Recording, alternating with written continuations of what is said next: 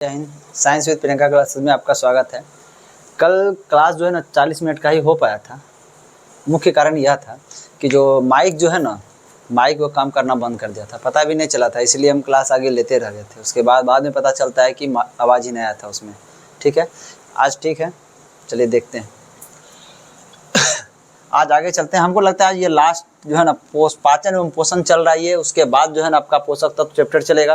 भाई chapter wise इस तरह से कंप्लीट कराते जाएंगे। जैसा आपको लग रहा है वो चीज़ बताइए, जो भी आपको फील हो रहा है कि सही है। बाय द पर डे का यदि आज कुछ गलती होता है वो चीज़ बताइए, कल भी कुछ गलती होता है तो वो भी बताइए। ठीक है, जो सही लगता है वो भी बताइए। दोनों बताइएगा तो हमको थोड़ा पता चल पाता है कि हम कितना में है, क्या कर पा रहे हैं, क्या नहीं कर पा रहे हैं। ठीक है ना, कोशिश तो हमारी बेहतर रहती ही है। चलिए अगला देखते हैं कि निम्नलिखित में से कौन सा हमारे दांतों का कार्य नहीं है। कौन सा जो कि दांत का कार्य नहीं है। चलिए पहले हम सब दांत के बारे में समझते हैं। देखिए ध्यान समझिएगा। जैसे ये क्या बताए, ठीक ना, ये बनाए देखिए, ये नीचे जो होता है जबड़ा, एक ऊपर होता है जबड़ा। ठीक ना, तो हम ऊपर के जबड़ा के जो है ना फिगर बनाए। ठीक है, तो उसमें क्या होता है दांत, देखिए समझिए ध्यान से, 1 2 3 4। ठीक है, ये जो आगे जो 4 गो दांत होता है निकला हुआ ये आगे, ठीक ना, जिससे कि मुस्कुराने के बाद ये चारों दांत दिखता है, इसको स्माइली टीथ कहते हैं। क्या कहते हैं इसको? स्माइली टीथ कहते हैं। इसको क्या कहा जाता है? इंसीजर। क्या कहते हैं? इंसीजर। हिंदी में इसको क्या कहते हैं? कृतक। ठीक है, उसके बाद एक दांत होता है एक लंबा जैसा, यहाँ पे इधर से भी एक होगा और इधर से भी एक होगा, लंबा जैसा दांत होता है जो यहाँ पे होता है दांत। ठीक ना, तो ये क्या करता है, समझ ध्यान से, इस दांत को क्या कहते हैं? रदनक। क्या कहते हैं? रदनक। ठीक ना, रदनक, या इसको कहते हैं कैनाइन। क्या कहते हैं इसको? कैनाइन। कैनाइन क्यों कहते हैं? यह कुत्ता की तरह यह दांत दिखता है। ठीक ना, कुत्ते में भी यह दांत होता है। ठीक है, उसी के लगभग आकार का, थोड़ा कुत्ता के इससे बड़ा होता है, इसलिए इसको क्या कहते हैं इंग्लिश में? क्या इसको कहते हैं? कैनाइन कहते हैं। ठीक है, चलिए अगला क्या दांत होता है आपका? यहाँ से एक, यहाँ से निकलता है प्रीमोलर। क्या कहते हैं? प्रीमोलर। क्या होता है ये? 2 गो। ठीक है, इधर भी 2 गो, क्या निकलेगा ये? प्रीमोलर। ठीक है, उसके बाद होता है आपका ये प्रीमोलर, मतलब क्या होगा? PM। प्रीमोलर का मतलब होता है आपका अग्र चवर्णक। क्या होता है? अग्र चवर्णक। अग्र चवर्णक, जिसको आप लोग चौवा कहते हैं, ये जो आगुम है इसलिए इसको अग्र चवर्णक कहते हैं। उसके पीछे और अंदर जाइएगा तो 3 गो होता है। क्या होता है? 3 गो होता है। ठीक है ना, जो 3 गो होता है उसको हम क्या कहते हैं? मोलर। 1 2 और 3 गो। यहाँ से भी क्या होगा? 3 गो, 1 2 और 3।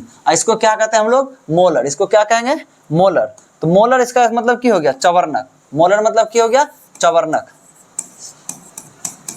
चलिए देखते हैं यहाँ पे। तो ये जो आपका जो कृतक जो होता है ना, कृतक का काम क्या होता है? काटना या कुतरना। क्या काम होता है इसका? काटना या कुतरना। ठीक है, यह क्या होता है? यह सबसे ज्यादा इसका इस्तेमाल कौन करता है? चूहा सब ज्यादा करता है, काटने का कुतरने का। जिसलिए जिस दांत का ज्यादा इस्तेमाल करता है ना, वो दांत क्या होता है? हल्का बड़ा होता है। चूहे में जो कृतक जो होता है ना वो थोड़ा बड़ा होता है। ठीक है, उसके बाद यह जो रदनक जो होता है, रदनक का काम होता है चीरने या फाड़ने का। क्या चीज का? चीरने या फाड़ने का। ठीक है, उसके बाद यह जो अग्र चवर्णक जो होता है, ठीक ना, अग्र चवर्णक का काम होता है चबाने का। किस क्या क्या होता है इसका काम? चबाने का। इसका भी वही काम होता है चबाने का। उसके बाद ये चवर्णक जो भी है उसका भी सेम वही काम है। दोनों का काम क्या है? सेम है। ठीक है, अब याद रखिएगा, जो बोले तो जो जिस दांत का ज्यादा इस्तेमाल करता है, ठीक ना, जो जिस प्रकार का भोजन ग्रहण करता है उस प्रकार से उसका दांत होता है। जिससे देखिए ये जो रदनक जो होता है मांसाहारी में क्या होता है? ज्यादा बड़ा होता है। क्यों बड़ा होता है? क्योंकि वो क्या करता है? चीरने फाड़ने का काम करता है। ठीक ना, शेर में हो गया, कुत्ता में हो गया, और जितना अत्यधिक पूर्णरूपेण मांसाहारी जो भी है, ठीक ना, उस सब पे क्या होगा? इसका रदनक क्या होगा? बड़ा। शाकाहारी का क्या बड़ा होता है? कृतक बड़ा होता है। ठीक है, चलिए अब वही प्रश्न क्या पूछ रहा था? निम्नलिखित में से कौन सा हमारे दांतों का कार्य नहीं है? देखिए काटना। काटना किसका कार्य है? ये कृतक का कार्य है। ठीक है, काटना तो काम है इस दांत का। चबाना, चबाना किसका काम है? अग्र चवर्णक का और चवर्णक का। ठीक ना, इसको क्या कहते हैं? प्रीमोलर कहते हैं। और इसको क्या कहते हैं? इसको कहते हैं मोलर। क्या कहते हैं? मोलर। ठीक है, मोलर यानी कि हो गया चवर्णक। चबाना भी तो एक तरह से दांत का काम ही है। ठीक है, निगलना, निगलना कोई आया अभी तक? निगलने का काम किसका? दांत का नहीं है। निगलने का काम किसका है? कंठ का है। ठीक है, कंठ से निगला जाता है। अब देखिए, अब ये क्या? काट कर खाना। अरे भाई काटे हो तो दांत से काटे, उसके बाद खाओ या उसको फेंक दो, उससे क्या मतलब है? ठीक ना, तो इसका मतलब क्या हुआ कि कौन सा काम है दांत का नहीं है? ये निगलना। निगलना क्या है? दांत का काम नहीं है। चलिए अब इससे संबंधित कुछ प्रश्न भी पूछा जाता है, उस चीज के बारे में हम लोग समझते हैं। देखिए यहाँ पे कहा जाता है जिसके देखिए बच्चों में बच्चों में दूध के दांत, बच्चा में जो दांत आता है, ठीक ना, तो उसको क्या कहते हैं हम लोग, दूध का दांत, ठीक ना। ये क्या गो होता है, ये 20 गो होता है। क्या होता है बचपन में, कितना होता है, 20 गो। यही दांत होता है जो कि दोबारा आता है। बचपन में जितना भी दांत आएगा 20 गो, वो 20 टूट जाएगा, फिर पुनः वो 20 आएगा, ठीक है। उसके बाद भी फिर और दांत आता है, उसके बारे में बताएंगे। पहले 20 गो कौन कौन दांत आता है बच्चा में, जानिए। सबसे पहले क्या होता है, देखिएगा बच्चा का ये वाला दांत आता है, कौन सा, कृतक, ठीक है। सबसे पहले कौन सा आता है, कृतक। इसको हम क्या कहते हैं, इंसीजर। क्या कहेंगे, इंसीजर। क्या होता है, देखिए इंसीजर क्या हो गया, देखिए ऊपर वाला में 4 गो और तो नीचे ये वाला में 4 गो ना, सिर्फ ऊपर वाला जबड़ा बनाया है ना, तो ऊपर में हो गया 4 गो, तो नीचे ये वाला में कितना हो गया, 4 गो। तो इंसीजर कितना हो गया, 4 4 8, ठीक है। उसके बाद ये क्या है, ये कैनाइन है ना, तो कैनाइन क्या हुआ, ये 1 2, यानी रत्नक इसको कहते हैं 1 2, 2 गो ऊपर में 2 गो नीचे में, कैनाइन इसको हम सी से सूचित करते हैं। रत्नक कितना हो गया, 4 गो। उसके बाद याद रखिएगा हमेशा, जो बच्चा होता है ना, बच्चा में प्रीमोलर नहीं होता है। बच्चा में क्या होता है, प्रीमोलर नहीं होता, अब्सेंट होता है। कौन सा अब्सेंट होता है, ये वाला, ये जो पीएम है, ठीक ना। यानी बच्चा में क्या होता है, नरेंद्र मोदी नहीं होता है, प्रधानमंत्री, ठीक है। समझिएगा, जैसे समझाने के लिए बोल रहे हैं। तो ये क्या होता है, ये पीएम नहीं होता है। पीएम क्या हो जाएगा, शून्य हो जाएगा, पीएम नहीं आता है। तो अब समझिएगा ढंग से, प्री मोलर कितना होगा बच्चा में, 0 हो जाएगा, ठीक है। मोलर जो होता है, मोलर ये 3 गो नहीं आता है, सिर्फ 2 गो होता है, ठीक है। याद रखिएगा, ये चारों का आता है, ये सबसे सब है, ठीक ना। सिर्फ क्या होगा कि बच्चा में प्री मोलर जो है ये नहीं आएगा। तो कुल कितना प्री मोलर जब आया ही नहीं, तो प्री मोलर का कहानी ही खत्म हो गया। अब मोलर जो होता है, मोलर में इसका होता है 2 गो आता है। तो ये 2 गो इधर आया, 2 गो उधर हुआ, 2 2 4। तो ऊपर का जबड़ा में कितना हुआ, 4, तो नीचे के जबड़ा में भी कितना हो जाएगा, 4। तब देखिए मोलर कितना हो जाएगा, 4 4 कितना हो गया, 8। यहीं पे प्रश्न पूछा जाता है, दंत सूत्र बोला जाता है, ठीक ना। दंत सूत्र नाम से प्रश्न पूछा जाता है कि दंत सूत्र निकालिए। बच्चों में दंत सूत्र का किस प्रकार होगा, समझिएगा ध्यान से। उसको निकालने के लिए नॉर्मल है, बहुत तरीका, 3-4 तरीका है। शॉर्ट तरीका बताते हैं। जितना है सब में आप 4 से भाग दीजिए, 8 में 4 से भाग दीजिए, कितना हो जाएगा, 4 दूनी 8। इसमें भी 4 से भाग दीजिए, 4 का 4। इसमें भी 4 से भाग दीजिए, कितना हो जाएगा, 0। इसमें भी 4 से भाग दीजिए, कितना, 4 दूनी 8 हो गया। और उसको क्या कीजिए, जितना ऊपर और उतना नीचे। ये ऊपर का जो जबड़ा होता है उसको कहता है मैक्सिबुलर, ठीक ना। ऊपर का जबड़ा में जो दांत सब होता है, ठीक ना, उसको कहता है मैक्सिबुलर। और नीचे का जबड़ा क्या कहते हैं, मैंडिबुलर। जितना ऊपर उतना नीचे। 21 0 2 ऊपर हो जाएगा, तो 21 0 2 नीचे हो जाएगा। बस इसको क्या कीजिएगा, 2 से गुना कर दीजिए, ठीक है। उसके बाद देखिए संख्या निकालिएगा, तो पक्का पक्की कितना पुर्जा रहता है। पहले संख्या कितना था, गिनिए, 8 4 12, 12 8 20। तो इसका मतलब बचपन में कितना दांत आता है, 20 गो। यानी दूध का दांत कितना आता है, 20 गो। और दोबारा दांत कितना आता है, तो यही 20 गो। एक बार ये टूट जाता है, फिर ये 20 फिर बनता है, ठीक है। चलिए काउंटिंग करते हैं, 2 से गुना कीजिए, 2 दूनी 4, 2 1 का 2, ठीक है, 2 दूनी 4, कितना हो गया, 4 2 6, 4 कितना हो गया, 10 10 हो गया ऊपर में। और नीचे देखिए, फिर 2 से गुना कीजिए, दोनों के लिए 2 से गुना, 2 दूनी 4, ठीक है। 2 1 का 2 और 2 गुना 0 0 हो जाएगा, ठीक है। तो 2 दूनी 4, कुल कितना हो गया, ऊपर में 4 2 6 4 10, 4 2 6 4 10, ऊपर भी 10 नीचे भी 10, 10 बटे 10, कुल कितना दांत हो गया, 20 दांत हो गया। एक तरह से काउंटिंग करते हैं तो 10 और 10 कितना हो जाएगा, 20 हो जाएगा ना। देखिए 10 10 कितना हो गया, 20 दांत, 10 गो ऊपर में 10 गो नीचा में। अब वही अगर दीजिए बच्चा बड़ा होता है, बच्चा क्या हो जाएगा, अब बड़ा होगा, तो उस समय क्या चाहिए होता है, समझिएगा ध्यान से। वो बच्चा का था, ठीक है। अब वयस्क में दांत क्या आता है, समझिए ध्यान से, वयस्क में दांत। अब देखिए वयस्क में दांत कितना होता है, अब समझिएगा ध्यान से। ये चारों बड़ा में भी रहेगा, ठीक है। 4 गो ऊपर है, तो 4 गो कहाँ होगा, नीचे भी होगा। यानी इंसीजर जो होता है, यानी कृतक कितना होता है, बड़ा में भी 8 गो, ठीक है। ये जो कैनाइन है, 2 गो ऊपर भी है, 2 गो नीचे भी होगा, ये भी ठीक है।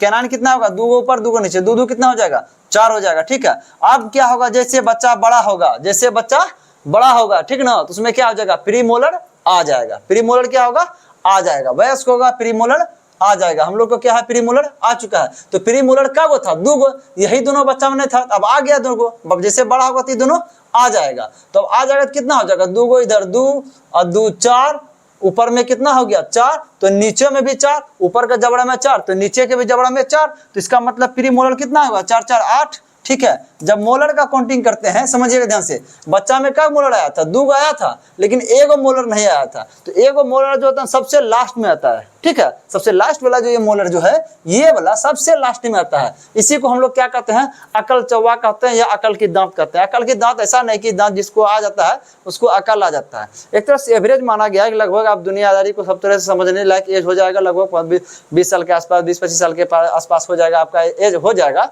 तो ऐसा लगेगा कि आप दुनियादारी को आप समझ रहे हैं, ठीक ना। उसी एज में लगभग दुनिया को समझने का बुद्धि जो होता है वो आ जाता है।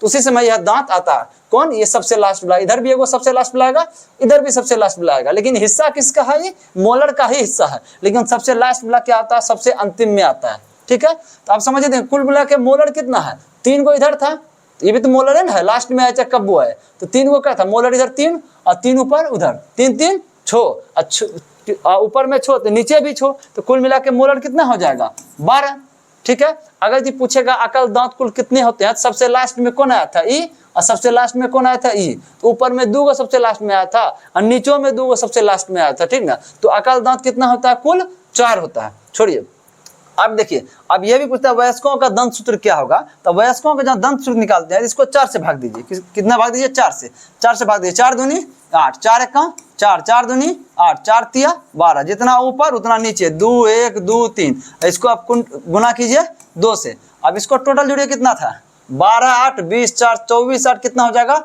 32। इसलिए बड़ों में कितना दांत होता है, 32। इसलिए गांव में देखिएगा, मजाक बोलते ज्यादा हंसो मत, ठीक ना, तुम्हारा 32 ही निकल जाएगा, ठीक ना। 32 मतलब क्या हो गया, 32 को दांत, ठीक है। अब इसको चेक करते हैं कि ये 32 पुरता है कि नहीं। 2 दूनी 4 प्लस 2 1 2 प्लस 2 दूनी 4 प्लस 3 दूनी 6 बटे 2 दूनी 4 प्लस 2 1 2 प्लस 2 दूनी 4 प्लस 3 दूनी 6। अब जोड़िए, ऊपर का को दांत हो गया 6 4 10 2 12 4 16, ऊपर में 16 को दांत, नीचे में कितना, 6 4 10 2 12 4 16, ऊपर भी 16 दांत, नीचे भी 16 दांत, कुल मिला करके ऊपर 16 नीचे 16, कितना हो गया, 32 को दांत पूरा हो गया ना। चलिए, ये सूत्र पूछता है, ये वाला पूछेगा दंत सूत्र, ये हो गया, एक हो गया बच्चा का, और ये दंत सूत्र क्या हो गया, ये बड़ा का, ठीक है। चलिए, एक और चीज दांत के बारे में पूछता है, दांत के कुछ पार्ट्स के बारे में पूछता है, समझिएगा ध्यान से। तो जो दांत जो होता है ना,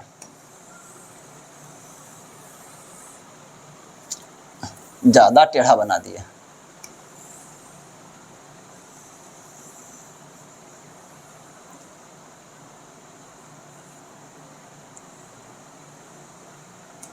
ठीक है भाई, मानिए दांत है, ठीक है, उतना फिगर सही से नहीं बनता हमसे। अब समझिए ध्यान से, यह जो पार्ट जो होता है, यह पार्ट क्या होता है, मसूड़ा के अंदर होता है। जो मसूड़ा के जो अंदर होता है उसको हम कहते हैं रूट पार्ट। क्या कहते हैं उसको हम, रूट। रूट मतलब क्या होता है, जड़, मतलब कि जो अंदर धसा हुआ, ठीक है। इसके जो ऊपर जो पार्ट है, ये पूरा पार्ट, ये पार्ट क्या कहलाता है आपका, क्राउन पार्ट। क्या कहलाता है, क्राउन। क्राउन मतलब होता है ताज। ताज कहाँ होता है, ऊपर में ना होता है, कपाड़े में ना होता है ताज। तो ये ऊपर का पार्ट क्या कहलाता है, क्राउन, ठीक ना। यही क्राउन पार्ट को क्या करता है, एक जो परत घेरे रहता है, क्या होता है, एगो परत घेरे रहता है, ठीक ना। ये इस परत का क्या नाम है, इनामेल। इस परत का क्या नाम है, इस परत का नाम है इनामेल। इनामेल, यह इनामेल किसका बना होता है, कैल्शियम सल्फेट एवं कैल्शियम फास्फोरस का बना होता है, ठीक ना। अरे भाई, कैल्शियम सल्फेट एवं कैल्शियम फास्फोरस का बना होता है, ठीक है।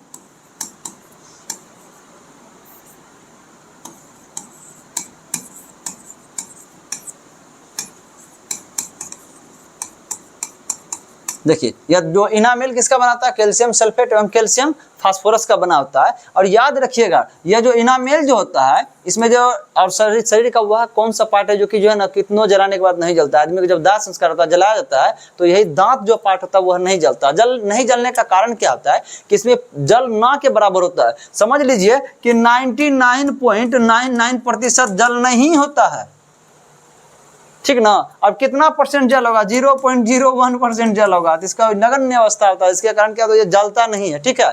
तो और इसी को जो इनामेल जो होता है, इनामेल को क्या कहते हैं, शरीर का सबसे कठोर हिस्सा, कठोर अंग, कठोर पार्ट कहते हैं, ठीक है। यह भी प्रश्न पूछा जाता है। चलिए, दांत से संबंधित लगभग कहानी खत्म हो चुका है, यहीं तक था ना। और कुछ था इसमें प्रश्न, नहीं कुछ नहीं था। चलिए आगे बढ़ते हैं।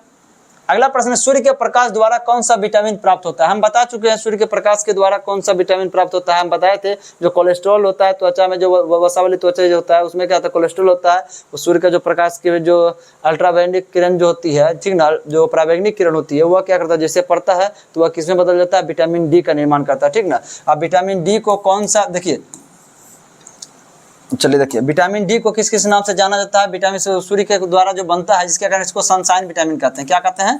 सनशाइन विटामिन कहते हैं, ठीक ना। यह विटामिन क्या करता है, कैल्शिटोनिन हार्मोन की तरह काम करता है, इसलिए एक और नाम इसका है। इसको क्या कहते हैं, हार्मोनल विटामिन कहते हैं। क्या कहते हैं इसको? हार्मोनल विटामिन कहते हैं या हार्मोन कहते हैं, ठीक ना, हार्मोन की तरह काम करता है, ठीक है। उसके बाद समझिए ध्यान से, यह क्या करता है, कैल्शियम को रक्त से क्या करता है, हड्डी की ओर पहुंचाने का काम करता है, ठीक ना। इस कार्य के कारण इसका रासायनिक नाम क्या है, कैल्सीफेरॉल। क्या है? कैल्सीफेरॉल, माना कैल्शियम को फेरने का काम करता है, एक स्थान से दूसरे स्थान तक ले जाने का काम करता है, ठीक है। चलिए, ये विटामिन बी, विटामिन बी के बारे में आपको बताएं कि विटामिन बी और विटामिन सी क्या होता है, जल में घुलनशील होता है, ठीक है। चलिए, ये इसको कॉम्प्लेक्स विटामिन कहा जाता है। कॉम्प्लेक्स विटामिन इसलिए कहते हैं क्योंकि इसकी जो प्रकार लगभग 8 प्रकार होता है, ठीक है। कौन कौन आपको बताए थे विटामिन बी? चलिए, हाल ही फिलहाल इसका रिपीटेशन किए हैं, बार बार एक ही चीज़ का रिपीट हो जाएगा। चलिए, विटामिन ए, विटामिन ए के बारे में बताए थे। विटामिन ए का रासायनिक नाम क्या है? रेटिनॉल है। क्यों है? क्योंकि आंखों का जो रेटिना होता है उसके लिए फायदेमंद होता है, ठीक है। अगर इसकी कमी हो जाएगी तो आपको रतौंधी हो जाएगा, जीरोप्थेल्मिया, जिसमें कि आंखों में क्या होता है, जल की कमी हो जाती है। देखिए, रतौंधी मतलब ये अक्सर सबके मन में रहता है, रतौंधी मतलब रात में नहीं दिखना, मतलब ये नहीं होता है। उसको यदि कम प्रकाश मिलेगा तो नहीं देख पाएगा उसका आंख, इस चीज के लिए वो समर्थ हो जाता है। ऐसा नहीं कि अब रात है पूरा चकाचक लाइट रात में लगा दीजिएगा तो उसको नहीं दिखेगा, दिखेगा, कम प्रकाश में नहीं दिखना, क्या कहलाता है, रतौंधी कहलाता है। जो विटामिन सी के बारे में आपको बताया, इसका रासायनिक नाम क्या होता है, एस्कॉर्बिक एसिड होता है। यह फायदा शरीर के लिए क्या क्या करता है, यदि विटामिन सी आप खाते हैं तो क्या करेगा, आपके शरीर में एंटीबॉडी का निर्माण करेगा, ठीक है। और क्या करेगा, आपके शरीर में घाव भरने का काम करता है। यह एंटीऑक्सीडेंट का निर्माण करता है, ठीक ना, मैंने प्रतिऑक्सीकारक का निर्माण करता है। चलिए, अगला, ये सब चीज़ का कंप्लीट हो चुका है पीछे, ठीक ना, इसलिए उसको आगे बढ़ा दे रहे हैं समझाते हुए। चलिए, अगला क्या है, यकृत द्वारा स्रावित पित्त डैश में मदद करता है। जो पित्त जो होता है यकृत के द्वारा, हम आपको बताएं, ठीक ना, जो यकृत जो होता है, यकृत जिसको क्या कहते हैं हम लोग, लीवर कहते हैं। क्या कहते हैं? लीवर कहते हैं। इसके द्वारा क्या निकलता है, पित्त। क्या निकलता है? पित्त। वही पित्त अगर यदि अधिक हो तो वहाँ कहाँ जमा हो जाता है, पित्ताशय में जमा होता है। अब प्रश्न पूछता है पित्त कहाँ पाया जाता है, कहाँ जमा होता है, तो आंसर क्या हो जाता है, पित्ताशय में। बहुत प्रश्न इसी से निकल जाता है। यह पित्त जो होता है, पित्त में क्या क्या चीज पाया जाता है आपका, तो कोलेस्ट्रॉल पाया जाता है। कोलेस्ट्रॉल जो क्या होता है, शरीर में क्या करता है, हार्ट अटैक की जो समस्या होती है उसको बढ़ाने का काम करता है। इसी के कारण क्या होता है, धमनी काठिन्यरिया रोग किसमें होता है, नसों में होता है। इसके बारे में भी और आगे बताएंगे, पहले बता भी चुके हैं। उसके बाद पित्त क्या चीज का निर्माण करता है, आपका पित्त लवण का निर्माण करता है। क्या करता है, पित्त लवण का निर्माण करता है। यह पित्त लवण क्या करता है कि जो वसा जो होता है, ठीक ना, वसा को क्या करता है, तोड़ने का काम करता है। किस रूप में तोड़ता है, वसीय अम्ल, किसमें, वसीय अम्ल में, प्लस ग्लिसरॉल में तोड़ता है, ठीक ना। तो यह जो वसीय अम्ल से ग्लिसरॉल में जो तोड़ने का जो प्रक्रिया जो होता है, ठीक ना, यह प्रक्रिया को क्या कहते हैं हम, पाइसीकरण कहते हैं। क्या कहते हैं, पाइसीकरण कहते हैं। इस प्रक्रिया को क्या कहेंगे, पाइसीकरण कहते हैं।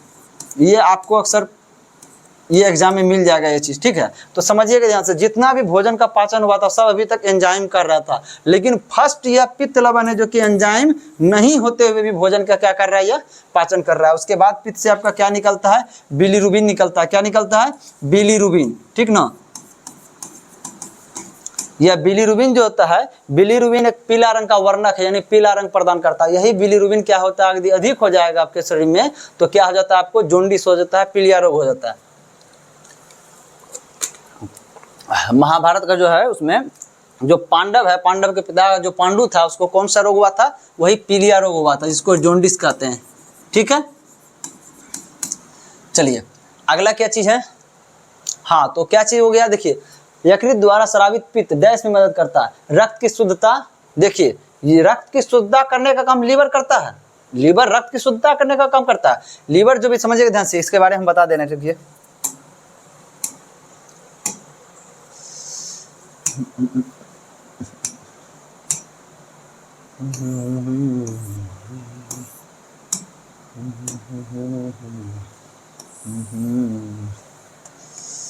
चलिए, देखिए किस प्रकार से काम करता है।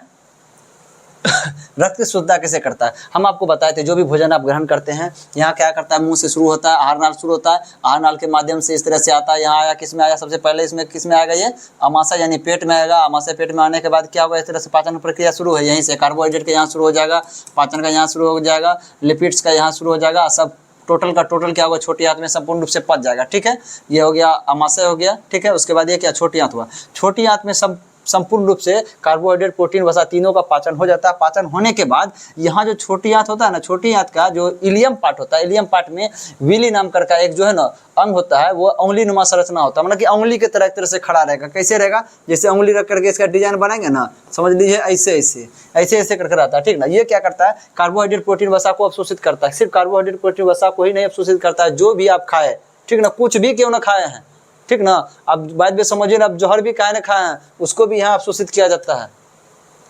और टोटल जो भी खाते हैं, टोटल कहाँ जाता है, अवशोषित होकर के यहाँ से एक नस निकलता है, यहाँ से एक नस निकलता है, और उस नस में क्या पाया जाता है, रक्त पाया जाता है। रक्त में सभी पोषक तत्व को मिला दिया जाता है, और रक्त के सहारे सब पोषक तत्व कहाँ पहुँचता है, लीवर के पास पहुँचता है। जैसे विषाक्त भोजन जो भी आप गंदगी खाए हैं, जो भी जैसे कि आपको भी होता है कि जहर खा लेता है, ठीक ना, तो जहर खा लेने के बाद क्या होता है कि कैसे पता चलता है कि वह कौन सा जहर खाया था, किसी को चुपके से पिला दिया जाता है, तो कैसे पता चलता है कि कौन सा जहर खाया था, ये लीवर टेस्ट किया जाता है। लीवर क्या करता है, लीवर में उपस्थित जो है ना, आपको कल भी बताए थे, लीवर में दो प्रकार की कोशिका होती है, ठीक ना, एक हेपेटिक कोशिका होता है, क्या होता है, एक हेपेटिक कोशिका होता है, और एक होता है कुफर कोशिका। क्या होता है, एक कुफर कोशिका होता है। ठीक है, समझिए ध्यान से, एक हेपेटिक कोशिका होता है, एक होता है आपका कुफर कोशिका।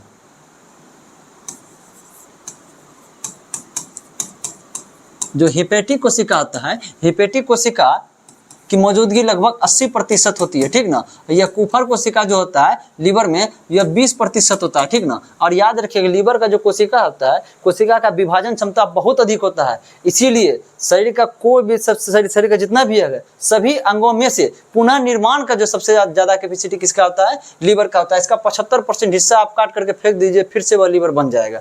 ठीक है, तो चलिए अब देखिए, यह हेपेटिक कोशिका जो 80% होता है ना, हेपेटिक कोशिका की संख्या अधिक होती है, जिसके कारण से लीवर के अध्ययन को क्या कहा जाता है, हेपेटोलॉजी। क्या कहा जाता है, हेपेटोलॉजी कहा जाता है। ठीक है, और उसके बाद ये जो कुफर कोशिका होता है, यही कुफर कोशिका लीवर में होता है, जो क्या करता है कि जो कोई भी गंदगी, जो भी एक तो विषैला चीज आपको भोजन के द्वारा क्या होता है कि रक्त में जो चला जाता है, तो रक्त जैसे यहाँ जाएगा, इसमें यहाँ से क्या अवशोषित होकर विषैला चीज भी आ गया है, तो रक्त उसको रक्त के द्वारा यहाँ जाएगा लीवर तक, तो रक्त में उपस्थित जितना भी विषैला चीज होगा, ठीक ना, वो सबको क्या करता है, कुफर कोशिका मारने का काम करता है।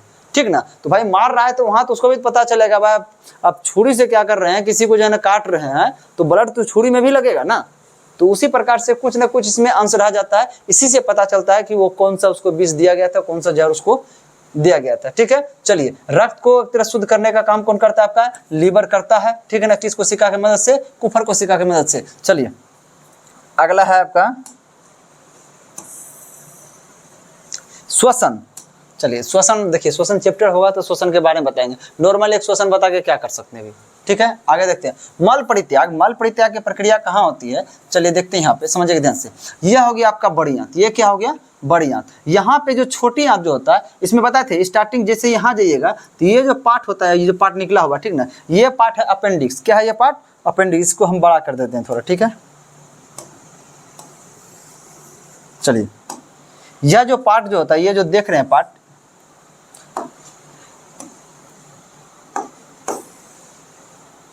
देखिए, यह जो पार्ट है, ये पार्ट, ये जो बाहर निकला हुआ है, यह अपेंडिक्स है, ठीक ना। अपेंडिक्स ये देखिए, पहले हमारे शरीर के लिए फायदेमंद था, क्योंकि हम लोग पहले बंदर थे, घास फूस सब खाते थे, इसलिए इसमें उस घास सबको पचाने के लिए इसमें जो ना हार्ड टाइप्स का एंजाइम पाया जाता था। वो क्या करता था, जो ना इससे ऊपर से निकलने वाला एंजाइम जो होता था, वो घास सबको पचाता था। लेकिन अब हम लोग सबको गर्म घास भूस का खाना जो ना बंद कर दिए, कोई भी चीज, ठीक ना, जिसके कारण क्या करता है कि हम लोग को इस एंजाइम का जरूरत भी नहीं है, और यहाँ से वो एंजाइम स्रावित भी नहीं होता है। लेकिन होता है यहाँ क्या चीज, तो यहाँ से जो शुद्ध चीज होता है, उसको रक्त के माध्यम से लीवर के पास पहुंचा दिया जाता है। लेकिन जो अशुद्ध चीज होता है, यहाँ से इसमें डाल दिया जाता है। किसमें डाल दिया जाता है, ये बड़ी आंत में। बड़ी आंत की शुरुआत कहाँ से होता है, यहाँ से। यहाँ से यहाँ तक का भाग क्या कहलाता है, ये कहलाता है सीकम। ये क्या कहलाता है, सीकम, ठीक ना। और ये जो पार्ट है, ये पार्ट आपका क्या कहलाता है, कोलोन। ये पार्ट क्या कहलाता है आपका, कोलोन। ये पार्ट हो गया आपका कोलोन, ठीक ना। ठीक है। उसके बाद ये जो पार्ट भर यहाँ तक ये क्या कहलाता है आपका रेक्टम, ये पार्ट क्या कहलाता है आपका रेक्टम।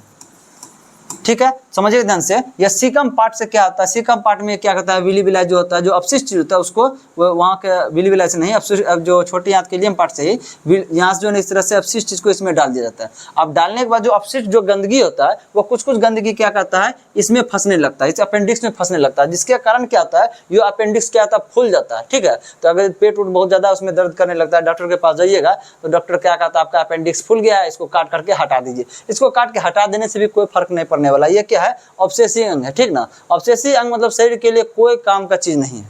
ठीक है, जैसे आपको अकल दांत जो बताए थे, अकल दांत का भी कोई काम नहीं, वो नहीं होगा तो फिर हम भोजन का पाचन चबा सकते हैं, अच्छा से काम कर सकते हैं। ठीक है, जैसे हम लोग का जैसे शरीर का बाल ये सुंदरता के लिए, लेकिन शरीर के लिए कोई फायदेमंद नहीं है। ठीक है, ये भी ऑब्सेसिव अंग है। नाखून भी ऑब्सेसिव अंग है।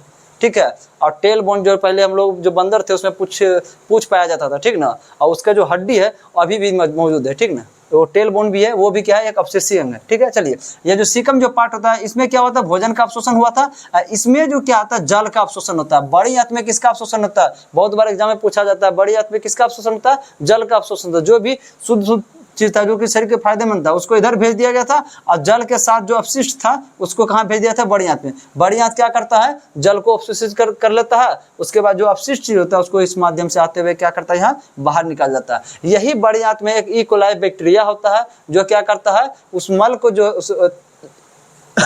जो भी अपशिष्ट चीज होता है उसको क्या करता है सराता गलाता है। कौन, इकोलाई बैक्टीरिया। वही इकोलाई बैक्टीरिया उसी से क्या करता है भोजन भी ग्रहण करता है। वह इकोलाई बैक्टीरिया क्या चीज का निर्माण करता है, 2 विटामिन का निर्माण करता है। हमारे बड़ी आंत में कौन कौन विटामिन का निर्माण करता है, विटामिन के और विटामिन B12 का निर्माण करता है। ठीक है, चलिए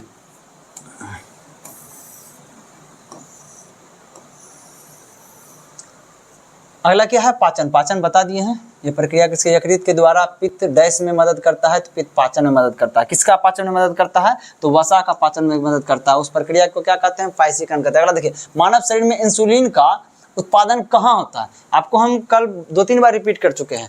इंसुलिन जो होता है वह कहाँ पाया जाता है, आपका अग्न्याशय में पाया जाता है। किसमें पाया जाता है, अग्न्याशय में पाया जाता है। चलिए इंसुलिन किसमें पाया जाता है, आपका अग्न्याशय में पाया जाता है। अग्न्याशय में जो समझे ध्यान से 4 प्रकार की कोशिका होती है जिसको लैंगरहैंस साहब ने खोजा था। ठीक ना, और उस कोशिका के चारों तरफ क्या था द्रव पाया जाता था। ठीक ना, इसलिए उसको क्या कह दिया, आइलैंड्स कह दिया। आइलैंड्स उसको कहते हैं जहां चारों तरफ क्या हो, द्रव हो यानी पानी हो, और उसके बीच में क्या हो एक तरह से जमी हो। ठीक ना, तो या किसी ठोस पदार्थ का होना हो। ठीक है, इस तरह से उसको क्या लगा कि आइलैंड्स की तरह दिख रहा है, इसलिए उसका नाम क्या रख दिया, वो लैंगरहैंस का आइलैंड्स। क्या उसने खोजा था तो अपना नाम भी रख दिया। तो कौन कौन था, ये बीटा कोशिका था, एक अल्फा कोशिका था, डेल्टा कोशिका था, एक एफ कोशिका था। ठीक ना, तो ये यही बीटा कोशिका जो है इससे क्या निकलता है, इंसुलिन निकलता है। क्या निकलता है, इंसुलिन निकलता है। ठीक ना, ये इंसुलिन क्या करता है, रक्त में यदि ग्लूकोज की मात्रा अधिक हो जाती है तो उस ग्लूकोज को कहाँ भेज देता है, तो लीवर के पास भेज देता है। किस रूप में वहां जाकर रहता है, वो लीवर के पास तो ग्लाइकोजन के रूप में रहता है। वही जो अल्फा कोशिका से जो निकलता है इससे क्या निकलता है, ग्लूकागॉन। ये क्या करता है, जब रक्त में ग्लूकोज की मात्रा कम जाती है तो इसके द्वारा जो भेजा गया था लीवर में, इसके द्वारा कहाँ भेजा गया था, लीवर में। किस रूप में लीवर भेजा गया था, ग्लाइकोजन के रूप में भेजा था। ठीक ना, तब यहाँ अधिक हो गया था ब्लड में तो उसको लीवर में ग्लाइकोजन के रूप में भेज दिया था। लेकिन वही ग्लूकागॉन का काम क्या करता है, काम होता है यदि रक्त में जहाँ ग्लूकोज की मात्रा कम हो जाएगा तो यही लीवर से ग्लाइकोजन से क्या करेगा, ग्लूकोज को खींच करके फिर कहाँ ले आएगा, रक्त में ले आएगा। किसका काम है, ये ग्लूकागॉन का। इसका ये जो है ये सोमेटोस्टेटिन है। क्या है ये, सोमेटोस्टेटिन क्या करता है कि ये दोनों का संतुलन करने का काम करता है। कौन कितना मात्रा में ग्लूकोज को लेकर जाएगा और कौन कितना मात्रा में ग्लूकोज को लेकर के आएगा। ठीक ना, ऐसा नहीं हो कि इंसुलिन क्या करे कि जो ना रक्त से ग्लूकोज को लीवर तक पहुंचाए, पूरा रक्त से जितना ग्लूकोज सबको ना पहुंचा दे। जहाँ सबको पहुंचा देगा तो रक्त क्या करता है, रक्त में उपस्थित ग्लूकोज, उस जो ग्लूकोज होता है वो रक्त के माध्यम से शरीर के सभी कोशिका तक पहुंचता है तो ऊर्जा बनता है। और रक्त में ग्लूकोज नहीं रहेगा तो ऊर्जा नहीं बनेगा, ऐसे बेहोश करके मर जाइएगा। चलिए अगला देखते हैं अब कैसी है प्लीहा के बारे में हम बता चुके थे। ठीक ना, प्लीहा को क्या कहा जाता है, आरबीसी मतलब क्या, रेड ब्लड सेल्स मतलब लाल रक्त कोशिका। इसका क्या कहा जाता है, कब्रगाह। कितना दिन में, 120 दिन में। आरबीसी को क्या कहा जाता है,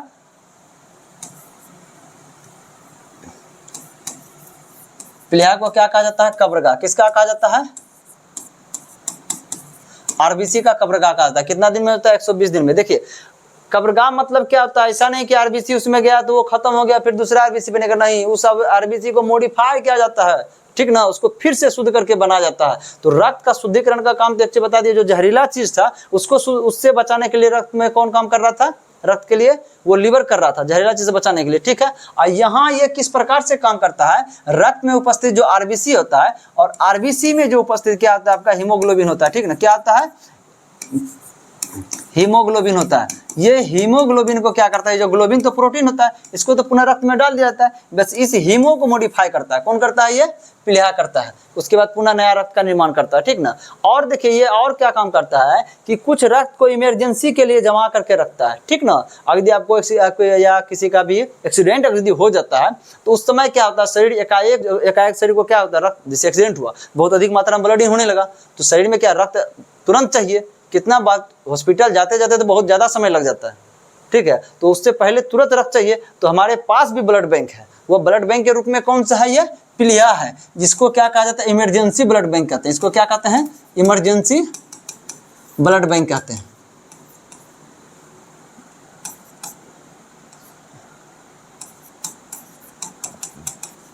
इसको क्या कहेंगे हम? इमरजेंसी ब्लड बैंक कहेंगे। चलिए, हाँ, यकृत के बारे में अभी तुरंत व्याख्या किए हैं। चलिए यदि और व्याख्या करना चाहते हैं, देखिए समझिए ध्यान से, यकृत को क्या कहा जाता है? सब सुन ही लीजिए, यकृत को क्या कहा जाता है? यकृत को शरीर के अंग का सबसे जो है बड़ी ग्रंथि कहा जाता है यकृत को, ठीक है। और यकृत का वेट लगभग कितना होता है? 1.5 kg होता है, ठीक है। यकृत से क्या क्या निकलता है? हिपेरिन निकलता है। हिपेरिन क्या करता है? हिपेरिन एक प्रोटीन है, यह रक्त का थक्का नहीं जमने देता, ठीक है। उसके बाद इससे और प्रोटीन क्या निकलता है? आपका प्रोथ्रोम्बिन निकलता है, ठीक है। और ये क्या होता है? रक्त का थक्का जमने देता है, जमने में सहायक होता है। इसी तरह फाइब्रिनोजेन क्या होता है? एक फाइब्रिनोजेन होता है, ठीक ना। फाइब्रिनोजेन भी क्या होता है? रक्त का थक्का जमने देता है। उसके बाद ये क्या निकलता है? आपका पित्त निकलता है। क्या निकलता है? ये पित्त का भी निर्माण करता है। वो क्या करता है? वसा का पाचन करता है, ठीक है।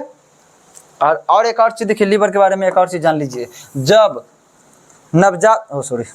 नवजात होता है, ठीक ना, जब बच्चा का जो हड्डी जो होता है बहुत पतला होता है, तो हड्डी जो पतला होता है ना उसमें बोन मेरो नहीं बनता है। बोन मेरो में ही क्या होता है? आपका आरबीसी डब्ल्यूबीसी जो बनता जो है, ठीक ना, वो बोन मेरो में ही बनता है। इसका मतलब रक्त का निर्माण कहाँ होता है? बोन मेरो में। और कौन सा हड्डी में होगा? कोई हड्डी मोटा जो होगा, जितना अधिक मोटा होगा उतना अधिक उसमें जो है ब्लड का निर्माण होगा। अब बच्चा में क्या होता है? हड्डी बहुत पतला होता है, जिसके कारण क्या होता है कि बोन मेरो में ब्लड का निर्माण नहीं हो पाता है। तो वही ब्लड का निर्माण कहाँ होता है? यही यकृत में होता है। कहाँ होता है? यही यकृत में होता है। प्रश्न पूछता है कि बच्चे में रक्त का निर्माण कहाँ होता है? तो ये यकृत में होता है, ठीक है। यदि बड़ा हो जाते हैं तो उसके बाद क्या होता है? हम लोग का हड्डी मोटा है, तो जैसे देखिए इसके ये हड्डी मोटा है, अब बोलिएगा ये उंगली का हड्डी, इसमें बोन मेरो नहीं होगा, इससे ब्लड का निर्माण नहीं होगा। हाँ, इसका हड्डी मोटा है तो इसमें बोन मेरो होगा, इससे ब्लड का निर्माण होगा। इसके बारे में संपूर्ण रूप से देखिए चैप्टर बाय चैप्टर चल रहे हैं ना, अभी चल रहा है पाचन एवं पोषण, उसके बाद फिर रक्त परिसंचरण आएगा, उसमें फुल्ली व्याख्या इसमें भी करेंगे, ठीक है। चलिए अगला देखते हैं। अब क्या बात था? पित्तवाहिनी। पित्त मतलब क्या हुआ? पित्त आपको पता है, यकृत से जो द्रव स्रावित होता है उसको क्या कहते हैं? पित्त कहते हैं। पित्तवाहिनी, वाहिनी मतलब क्या? रास्ता, जिससे होकर के क्या होता है? पित्त जो है लीवर से कहाँ तक पहुंचता है? पित्ताशय तक पहुंचता है, उसको क्या कहेंगे हम? पित्तवाहिनी कहते हैं। चलिए, निम्नलिखित में से कौन सा विटामिन वसा में विलय नहीं है? कौन सा वसा में विलय? पहले समझ लीजिएगा, विलयता के आधार पर विटामिन को दो भाग में बांटा गया। एगो क्या है कि वसा में घुलनशील, क्या है? वसा में घुलनशील बोलिए या एक तरह से विलय बोलिए, दोनों एक ही चीज है। और एक क्या होता है आपका? जल में। एक क्या होता है? जल में विलय बोलिए या घुलनशील बोलिए, बात बराबर है। तो वसा में घुलनशील कौन कौन सा है? ए है, डी है, ई है और के है। और देखिए जल में घुलनशील कौन सा है? विटामिन बी है और सी है। यह वसा में घुलनशील होती है, जमा कहाँ होता है? ये यकृत में होता है, यानी इसको हम लोग क्या कहते हैं? लीवर कहते हैं। और ये कहाँ होता है? वसीय उत्तक में होता है। क्या होता है? वसीय उत्तक होता है। वसीय उत्तक या क्या हो गया? एडिपोज उत्तक हो गया, ठीक ना, उसमें होता है। इसका क्या होता है? ये जमा नहीं रह पाता, यह द्रव में पाया जाता है, ठीक ना। ये पानी में घुलनशील होता है, क्या होता है? पानी में घुला हुआ रहता है। जब ये एक तरह समझिए ध्यान से, ये किसमें मुख्य रूप से पाया जाता है? ये मूत्र में पाया जाता है। क्या? क्योंकि ये पेशाब के रास्ते क्या होता है? ये बाहर निकलते रहता है। अक्सर हमारे शरीर के अंदर यही विटामिन बी और सी का कमी होता है, यही कारण होता है, क्योंकि मूत्र के सारे बाहर निकल जाता है। चलिए अगला क्या चीज़ है? हाँ, तो ये सब चीज़ तो हो ही गया। कौन था? विलय नहीं है तो भाई किसमें? वो वसा में हो गया आपका ए डी, ई नहीं है, के है, ये तो क्या है, वसा में विलय है, तो विलय वसा में कौन नहीं होगा, तो यही हो जाएगा ना। तो इसका मतलब आंसर कौन हो गया आपका, विटामिन सी है, जो कि वसा में विलय नहीं है। विटामिन सी किस में विलय है, जल में विलय है। याद करने के लिए याद रखिएगा, बी मतलब ब्यूटीफुल और सी मतलब क्यूट, ठीक ना। ब्यूटीफुल और क्यूट लड़कियों के फेर में रहिएगा तो जल यानी पानी में मिला देगी, ठीक है। अगला देखिए विटामिन के। विटामिन के बारे में हम बताए थे आपको, यही विटामिन के क्या करता है, आपका लीवर में जाकर के प्रोथ्रोम्बिन फाइब्रोनोजिन प्रोटीन का निर्माण करता है, जो रक्त का थक्का जमाने में मदद करता है, ठीक है। तो ये विटामिन के का रासायनिक नाम क्या है, फिलोक्विनिन। रासायनिक के का रासायनिक नाम क्या हो गया, फिलोक्विनिन। क्यों, क्योंकि यह थक्का बनाने में मदद करता है ना। थक्का बनाना मतलब क्या, थक्का क्या चीज होता है, जैसे कोई नस होता है, ठीक ना, यहाँ से कट गया, ठीक है, और यहाँ को इस तरह से रक्त क्या होगा, बाहर निकलने लगेगा, तो यहाँ पे क्या होता है, थक्का बनता है, यहाँ क्या बन जाता है, थक्का बन जाता है, ठीक ना। थक्का बन जाएगा तो रक्त क्या होगा, बाहर नहीं निकलेगा। इसका मतलब यह फिल करने का काम करता है, यहाँ पे भरने का काम करता है, ठीक ना। इसीलिए विटामिन के को क्या कहा जाता है, फिलोक्विनिन कहा जाता है, ठीक है। चलिए विटामिन डी के बारे में आपको बता दें, इसको कैल्सीफेरॉल कहा जाता है, इसको हार्मोन विटामिन कहा जाता है, इसको सनशाइन विटामिन कहा जाता है, ठीक ना। और क्या करता है, कैल्शियम को क्या करता है, ये रक्त से हड्डी की ओर पहुंचाता है।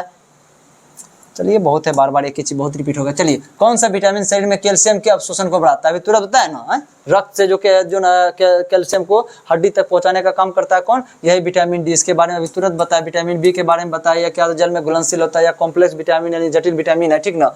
इसका मुख्य रूप से कौन कौन सा होता है, देखिए विटामिन B1, ठीक है, विटामिन B1 जिसका रासायनिक नाम क्या हो गया, थायमिन। विटामिन B2 जिसका रासायनिक नाम राइबोफ्लेविन। विटामिन B3 जिसका रासायनिक नाम नियासिन। विटामिन B5 हो गया जिसका पेंटोथेनिक एसिड। विटामिन B6 हो गया पायरिडोक्सिन। विटामिन B7 हो गया बायोटीन। विटामिन B9 हो जाएगा, विटामिन B9 का हो जाएगा फॉलिक एसिड। विटामिन B12 क्या होगा, साइनोकोबालामिन, ठीक ना। इसलिए नहीं रहे कि कल भी पूरा लिखे हुए थे, ठीक है। तो एक तरह से बोल रहे हैं, सुनिए, एक तरह से याद इससे भी होगा, ठीक है। यदि बोलते हैं लिख भी देते हैं, ठीक ना। ये क्या हो गया आपका थायमिन, ठीक है, राइबोफ्लेविन,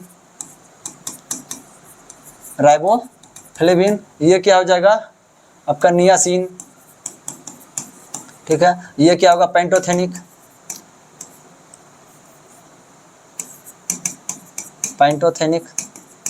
एसिड, ठीक है। उसके बाद ये क्या होगा पायरिडोक्सिन, ठीक है। उसके बाद ये क्या होगा बायोटीन। ये क्या हो गया आपका फॉलिक एसिड। ये क्या होगा साइनोकोबालामिन, ये साइनोकोबालामिन।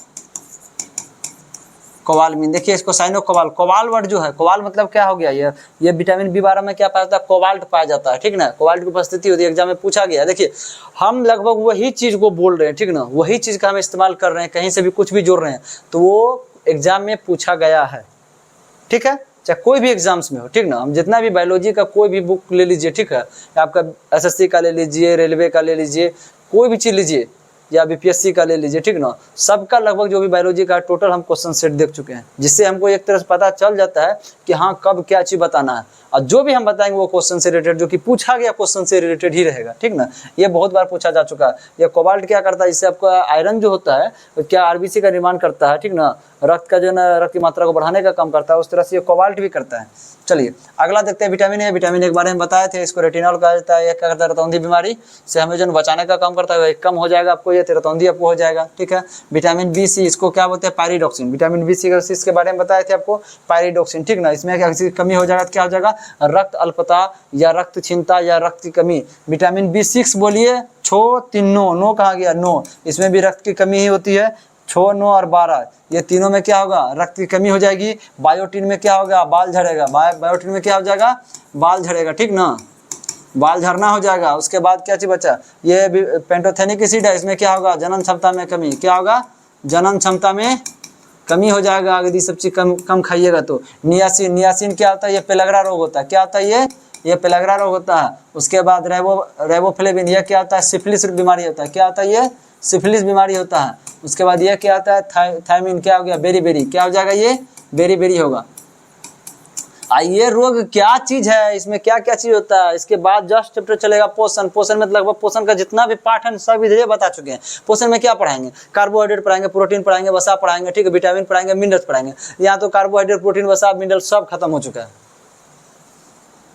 इसी में 3-4 चैप्टर खत्म कर दिए हैं। आप लोग को लगता होगा कि बहुत कम सवाल हो रहा है, तो ऐसा मत समझिए। 3-4 चैप्टर का कहानी बायोलॉजी की यहीं से खत्म हो जा रहा है। निम्नलिखित में से कौन सी ग्रंथि शरीर के अंदर ऊर्जा मुक्ति की दर को नियंत्रित करता है? अब देखिए, ऊर्जा का निर्माण कौन करता है? ग्लूकोज करता है। ग्लूकोज को नियंत्रित करने का काम कौन करता है आपका? याद रखिएगा, आपको बताए थे ग्लूकोज को नियंत्रित करने का काम आपका इंसुलिन करता है, क्योंकि यदि रक्त में ग्लूकोज की मात्रा अधिक हो जाएगा तो आपको मधुमेह हो जाएगा, और उस ग्लूकोज को क्या करता है? इंसुलिन कम करने का काम करता है। यदि वही बोला जाता है कि इंसुलिन नहीं रहेगा तो कम हो पाएगा, नहीं हो पाएगा तो आपको मधुमेह हो जाएगा। इसलिए बोला जाता है कि इंसुलिन की कमी से कौन सा रोग होता है? तो मधुमेह होगा। ठीक है, चलिए कौन सा हो जाएगा? यह अग्न्याशय हो जाएगा। ठीक है, थायराइड ग्रंथि, थायराइड ग्रंथि के बारे में बताए थे। यह थायराइड ग्रंथि कहाँ पाया जाता है? गला में पाया जाता है। इसमें क्या पाया जाता है? समझिए, आयोडीन क्या करता है? ये आयोडीन क्या करता है कि ये इससे निकलने वाला जो हार्मोन होता है, इससे हार्मोन जो निकलता है थायराइड ग्रंथि से, कौन सा निकलता है? थायरॉक्सिन। क्या निकलता है? थायरॉक्सिन हार्मोन जो निकलता है, इसको निकालने में भी मदद करता है आयोडीन। ठीक है, यदि वही आयोडीन की कमी हो जाएगी आपका थायराइड ग्रंथि में, तो क्या हो जाता है? ये थायराइड ग्रंथि जो फूल जाता है, ये गला के पास पाया जाता है थायराइड ग्रंथि, ये ग्रंथि क्या हो जाएगा? फूल जाएगा, इतना बड़ा हो जाएगा। ठीक ना, इसको क्या कहते हैं? इस बीमारी को क्या कहते हैं? हम घेंगा कहते हैं। इसकी कमी से क्या हो जाएगा? कौन सा रोग हो जाएगा? घेंगा हो जाएगा। इसी को क्या कहते हैं? ग्वाइटर कहते हैं। क्या कहते हैं इसको? हम ग्वाइटर कहते हैं। चलिए, ये पीनियल ग्रंथि, पीनियल ग्रंथि क्या होता है समझिएगा। पीनियल ग्रंथि को बॉडी क्लॉक कहा जाता है। क्या कहा जाता है? Body clock. इसका मतलब कौन चीज? शरीर वाली घड़ी। मतलब शरीर में एक घड़ी लगल है, तो ये किस प्रकार से घड़ी काम करता है आप देखिएगा। लगातार 4-5 दिन लगातार 4 बजे जग जाइए। ठीक ना, 6ठा दिन अपने आप आपका नींद टूट जाएगा 4 बजे। अक्सर नहीं कहते हैं कि आदत लगाओ ना, अपने से होने लगेगा। तो आदत जो लगाते हैं ना, वो टाइम को कौन फिक्स करता है आपका? यही पीनियल ग्रंथि ही फिक्स करता है। अक्सर देखिए, आप जो है ना 1 बजे रात तक पर डे जो है ना जग रहे हैं, ठीक ना, तो आपको फिक्स हो जाएगा कि 1 बजे से 12 बजे से पहले आपको जल्दी नींद नहीं आने लगेगा। ठीक ना, क्योंकि वो घड़ी कहाँ लगभग फिक्स हो गया है? 1 बजे रात का हो गया। ये कौन फिक्स करता है? आपका पीनियल ग्रंथि ही फिक्स करता है। पैराथायराइड ग्रंथि, समझिएगा ध्यान से, ये पैराथायराइड ग्रंथि कहाँ होता है? ये थायराइड ग्रंथि होता है। थायराइड ग्रंथि आगे होता है, उसके पीछे में क्या होता है? पैराथायराइड ग्रंथि होता है। ये पैराथायराइड ग्रंथि कौन सा हार्मोन निकलता है आपका? 2 प्रकार का हार्मोन निकलता है। एक कैल्सीटोनिन निकलता है। एक क्या निकलता है? कैल्सीटोनिन। एक होता है कैल्सीटोनिन निकलता है, और दूसरा क्या निकलता है? पीटीएच हार्मोन, यानी पैराथायराइड हार्मोन। ठीक ना, तो 2 प्रकार का हार्मोन निकलता है। कैल्सीटोनिन हार्मोन निकलता है और एक पीटीएच हार्मोन निकलता है। ये कैल्सीटोनिन क्या करता है समझिएगा ध्यान से, जो समझिए, ये क्या करता है? जो रक्त से क्या करता है? कैल्शियम को कहाँ लेके जाता है? हड्डी के तरफ। किसके तरफ लेके जाता है? हड्डी के तरफ। ठीक, अब ये क्या करता है कि पीटीएच हार्मोन क्या करता है? पुनः क्या करता है? हड्डी से रक्त को, ऐसी कैल्शियम को कहाँ लेकर आता है? रक्त के तरफ। किसके तरफ? रक्त किसके तरफ लेकर आएगा? रक्त को। ठीक है, समझिएगा ध्यान से, रक्त से कैल्शियम को हड्डी को और कौन लेके जाता है आपका? ये कैल्सीटोनिन। कौन लेके जाएगा? ये कैल्सीटोनिन। ठीक है, और वही हड्डी से कैल्शियम को रक्त की तरफ कौन लेके आएगा? आपका यही कौन? पीटीएच हार्मोन, पैराथायराइड हार्मोन, ये काम करता है। ठीक है, चलिए अगला देखते हैं कि निम्नलिखित में से कौन पाचन तंत्र का हिस्सा नहीं है। चलिए इसके बारे में फिर से हम एक फिगर पे आते हैं। हम फिगर से पता कर लेंगे कौन पाचन तंत्र का हिस्सा नहीं है, और बारी बारी से उसका व्याख्या भी करेंगे, उसके बारे में समझाएंगे भी थोड़ा। चलिए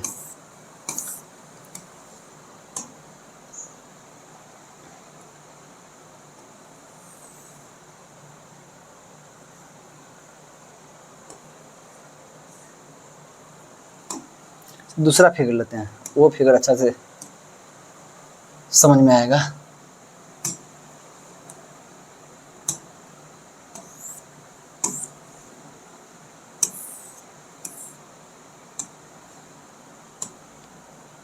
चलिए अब बताते हैं कौन कौन सा क्या चीज, क्या बोला है? प्रश्न है।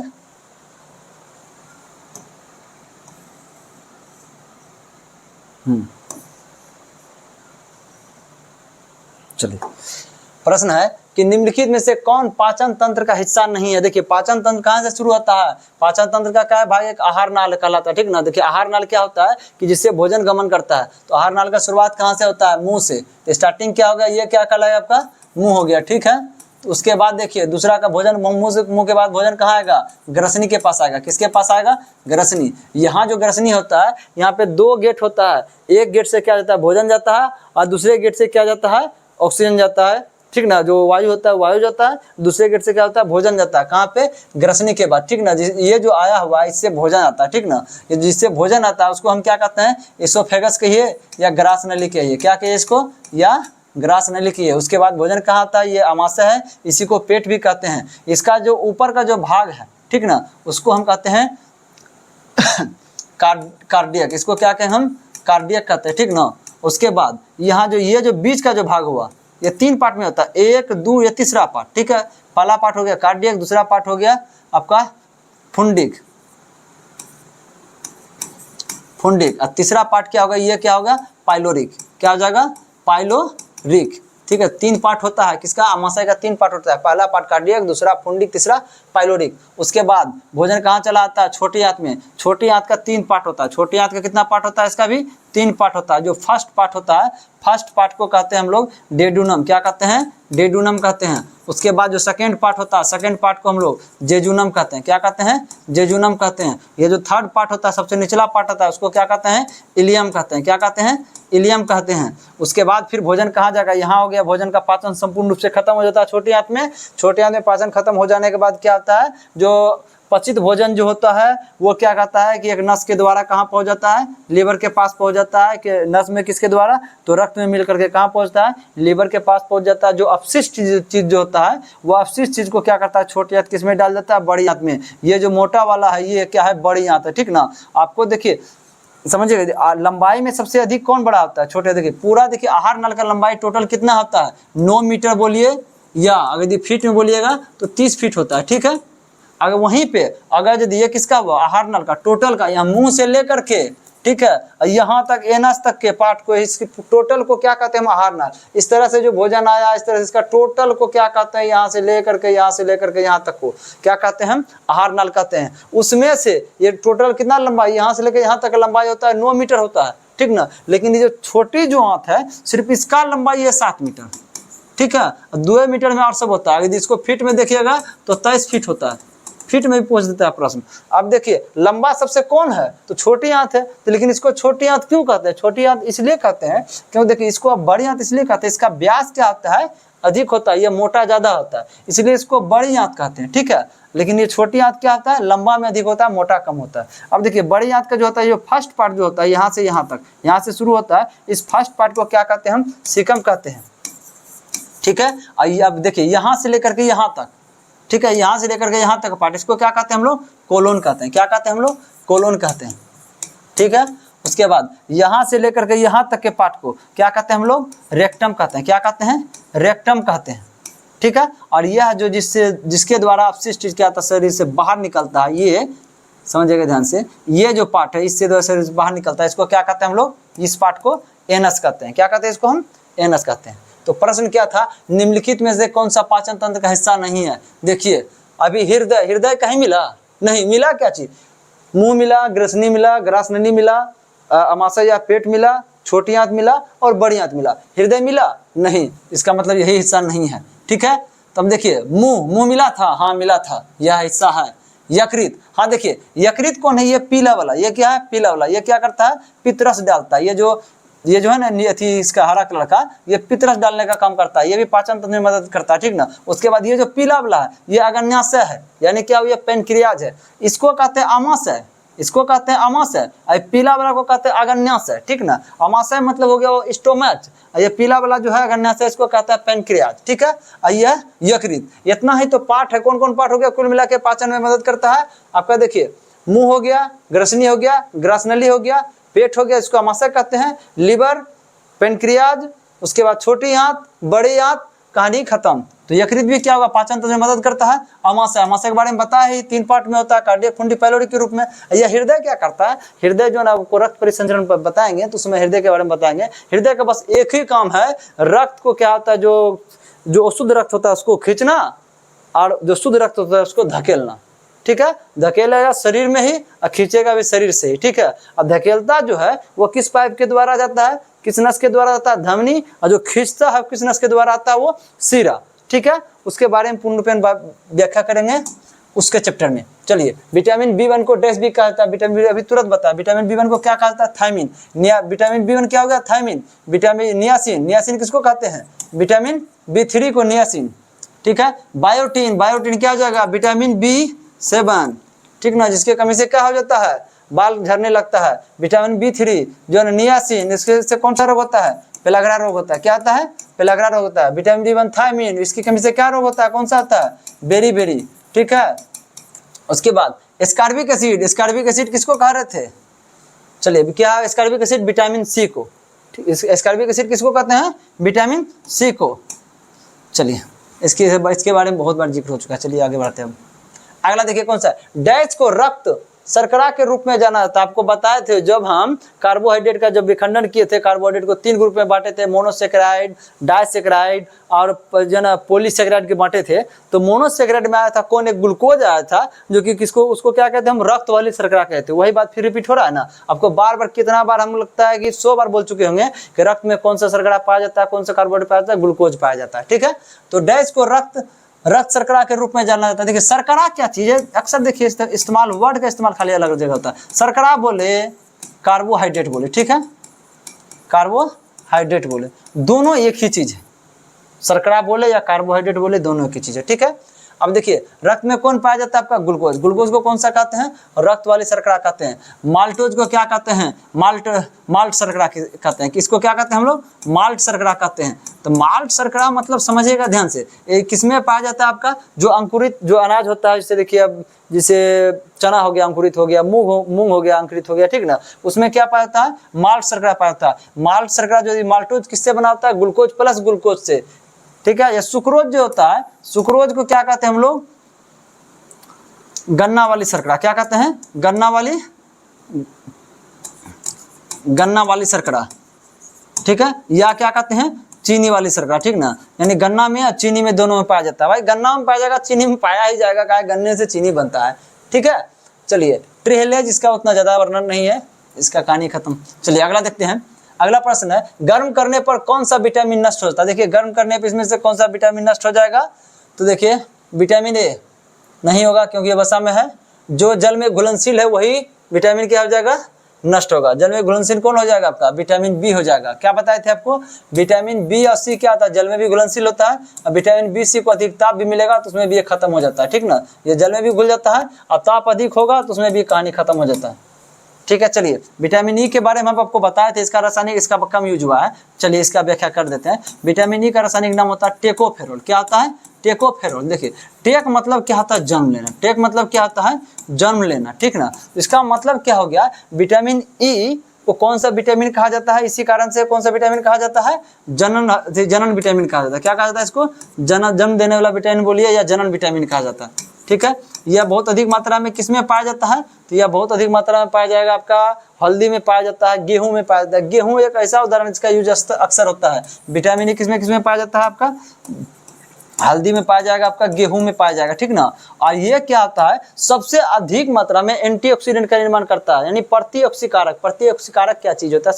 समझिएगा ध्यान से। जब भोजन का पाचन होता है, भोजन के पाचन के दौरान एक मुक्त कण का निर्माण होता है। वह मुक्त कण जिस कोशिका में सटेगा वह कोशिका को नष्ट कर देगा। चाहे कोई भी कोशिका, जहाँ तंत्रिका कोशिका में सटेगा तो तंत्रिका कोशिका को खत्म कर देगा, आपको पागल कर देगा, ठीक है। उसके बाद यदि लीवर की कोशिका में यदि वो सटेगा तो लीवर की कोशिका को खत्म कर देगा, ठीक है। अगर यदि वह शुक्राणु में सटेगा तो शुक्राणु को खत्म कर देगा। जहाँ अंडाणु में सटेगा तो अंडाणु खत्म, कोई भी कोशिका वो खत्म करने का क्षमता रहता है। किसको? मुक्त कण को। वही मुक्त कण सबको पकड़ पकड़ के मारने का काम करता है। कौन करता है? एंटीऑक्सीडेंट जो पदार्थ जो होता है, प्रतिऑक्सीकारक पदार्थ। सबसे अधिक एंटीऑक्सीडेंट किसमें पाया जाता है? आपका विटामिन ई में पाया जाता है। और किसमें पाया जाता है? विटामिन सी में भी एंटीऑक्सीडेंट पाया जाता है। एंटीऑक्सीडेंट का मतलब ही होता है प्रतिऑक्सीकारक। और विटामिन ए में भी एंटीऑक्सीडेंट पाया जाता है। सबसे अधिक मात्रा में ई हो गया, ठीक है। विटामिन डी के बारे में बता चुके हैं। इसको सनशाइन विटामिन कहा जाता है, इसको हार्मोन विटामिन कहा जाता है। यह कैल्शियम को रक्त से जो हड्डी तक पहुंचाने का काम करता है, जिसके कारण इसको क्या कहता है? कैल्सीफेरोल विटामिन कहा जाता है।